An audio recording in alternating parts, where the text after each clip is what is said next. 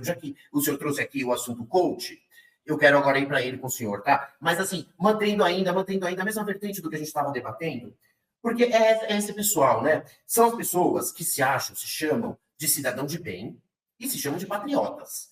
Então são patriotas que defendem interesses estrangeiros. O que o senhor explicou uma parte, que essa nossa elite, que é um puxadinho dos interesses norte-americanos, que tem negócio da elite, não da elite, não da classe média, né? A elite que tem, esses eu até entendo, que queiram um ambiente mais libertinoso, em que a justiça grace menos contra quem tem poder econômico. Então, esses aí se aliarem ao interesse dos Estados Unidos para ficarem com as migalhas, eu entendo. Eles preferem ficarem com migalhas dos Estados Unidos do que desenvolver seu próprio país. Então, eu entendo essa elite. O que eu não entendo dessa elite? Como eles conseguem se achar patriota, tendo essa primeira pergunta, eu espero que você guarde, porque eu vou fazer mais umas duas pessoas respondendo como. Sim. Então é o seguinte, como ela se acha, como ela consegue, qual é o exercício mental para você se achar patriota e defender esses interesses? Agora, a outra parte, essa classe média, que é o wannabe, né? Eles são wannabe americanos, eles acham que são melhores, não sei por que faz isso do Brasil. Na verdade, as mazelas do Brasil, boa parte, são em consequência das pessoas como eles. Mas, enfim, eles se acham melhor que o Brasil, essa classe média, e tem o sonho de ir para Miami, mas se acham cidadãos de bem. Então, tá, eles não vão colher as migalhas americanas, mas eles se acham patriotas e cidadãos de bem. Cidadãos de bem que não se preocupam em votar, em apoiar esse senhor, que é uma pessoa que nem nega que fez parte de uma quadrilha que roubou velhinhos. Até porque não tem como ele negar, né? As provas abundam. Ele mesmo admitiu junto à Polícia Federal para ter benefícios processuais. Né? Sim. Ele mesmo. Qual é o mecanismo mental dessas pessoas para ser cidadão de bem e patriota e apoiar os interesses dos Estados Unidos e votar em ladrão? Assim, né?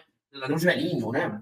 Agora, eu vou te dizer o que está acontecendo. Isso se chama fascismo. E eu não estou fazendo um jargão, eu não estou fazendo um xingamento. O fascismo nunca foi caracterizado pela racionalidade. Ao contrário, o fascismo, ele é irracional. Ele é irracional.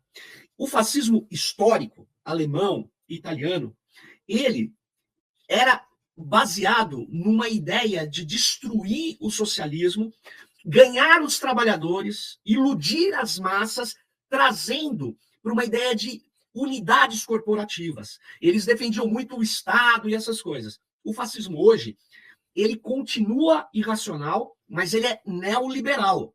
Ele está num momento de atacar o sistema todo. Que sistema? Todo. Aí você fala, mas o quê? Eles querem uma desregulamentação geral. Eles querem uma destruição de todo o aparato legal que assegura direitos e deveres para as pessoas. Espécie de anarcocapitalismo, assim? Exatamente. O fascismo hoje, ele se aproxima da extrema-direita mais extrema, que é o anarcocapitalismo. Ele se aproxima disso de uma maneira muito contundente, eles escrevem sobre isso, e eles não têm coerência, não existe a sociedade para eles. O que existe é o mercado e as famílias. E aí você tem que entender o seguinte, pátria para ele, o que é? É defender valores reacionários conservadores. Por isso que você vai ver um Bolsonaro, vocês devem ter visto essa imagem, batendo continência para a bandeira americana. Você não bate continência para a bandeira americana. Você entende? Mas ele bate, e ele diz, sou patriota. Não. Então entenda o mecanismo. A família, que na verdade, dele, que ele nunca existiu, aquela família que ele cultua, é uma família baseada no poder supremo do varão, do senhor, né, do patriarca, que trata os filhos como cães, a mulher como uma cadela. É a família que nós nunca defendemos. É um negócio que ele se emociona quando vem o Edir Macedo e fala, minhas filhas não estudaram.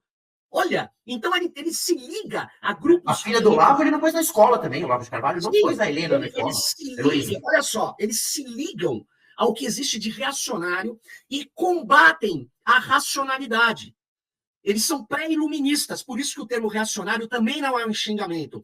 É uma ideia de reação a uma coisa antiga que foi a superioridade da razão. Mas veja, você vai falar, mas o iluminismo também trouxe coisas muito ruins. Sim, mas nós queremos superar o iluminismo e não retroceder a uma ideia onde o que vale são valores, como o valor do patriarca, o valor da violência, o valor daquele que tem poder e pode impor pela sua bota, pela sua força, a tudo que ele quiser aos aos que são mais pobres, mais fracos, mais marginalizados. Nós não queremos isso. Então, eles estão recolocando uma sociedade baseada na força. Por isso que eles negam a ciência, porque a ciência moderna, ela é também fruto do iluminismo. Ela é fruto da ideia da razão.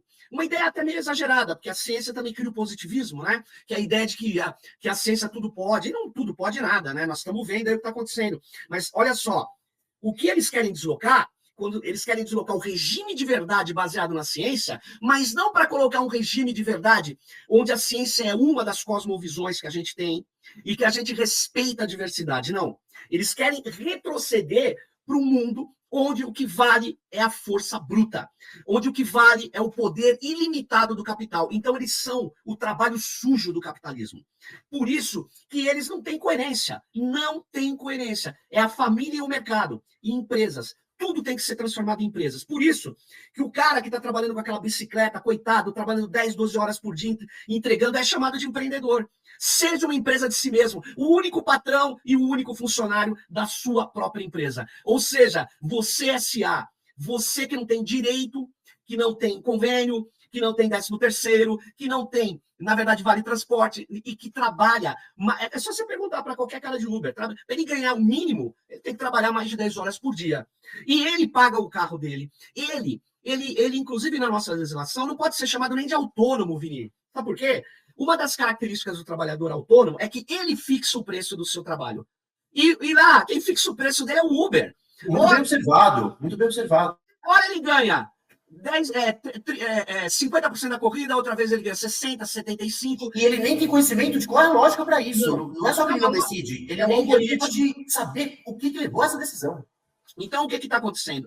Toda essa ideia do patriota que é contra a nação, do patriota que é contra o desenvolvimento do país, do cara que se diz contra os gays, mas é homossexual. Cidadão de bem, que vota o que é cidadão de bem, mas que é um cara que está o tempo todo tocando terror, desrespeitando todo mundo, indo em puteiro, um vagabundo. Eles adoram essa palavra. Por quê? Porque, na verdade, quem mais cultua essa palavra é o Jair Bolsonaro, um cara que nunca trabalhou na vida. Olha que coerente. Olha, eles odeiam a ciência, odeiam a cultura, odeiam as artes, odeiam as luzes. Eles, então, nós não estamos... Aí quando você vai entender. E a classe média? A classe média sempre foi a base do fascismo. Por quê? Porque nesse momento, onde... Você pega um país como a Alemanha, né, Vini? Por exemplo, a Alemanha era um país culto. A República de Weimar, né? A República de Weimar era uma democracia. E lá, o Hitler foi eleito. Com base na classe média, dessa década de 20 e 30. Né? Toda aquela... E olha que curioso. Ele sabia que o socialismo tinha muita força. E aí o que ele fazia? Ele cria um partido que chama Nacional Socialista. Ele diz, o socialismo desses caras é dos russos, o nosso é o nacional. É tipo o MBL, que confunde com o MPL. Movimento do Passe Livre e Movimento Brasil Livre. Então, eles sempre tentaram se apropriar